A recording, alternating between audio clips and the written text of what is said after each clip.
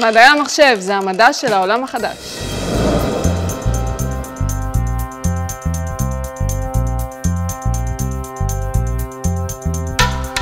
בימינו, שימושי המחשב נוגעים כמעט לכל מכשיר בו אנו משתמשים, טלפונים חכמים, כלי רכב ואפליקציות שונות. מקצוע מדעי המחשב משמש כיום בסיס לכלל המדעים, ומשתף פעולה עם כל תחומי ההנדסה והמדע.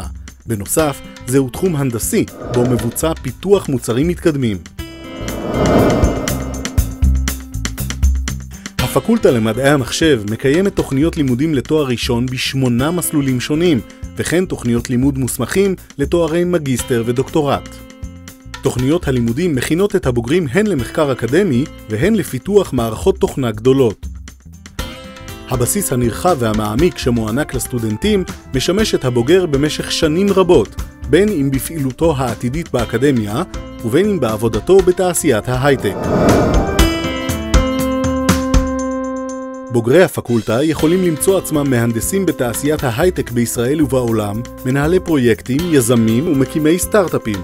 חלקם הגיע עד הדרגות הבכירות ביותר בחברות ענק בינלאומיות, ובירידי התעסוקה בטכניון, הביקוש לבוגרי הפקולטה עומד במקום הראשון. בנוסף, הם מדורגים כמשתכרים מהשורה הראשונה בתעשייה. הפקולטה למדעי המחשב מנהיגה את ההייטק.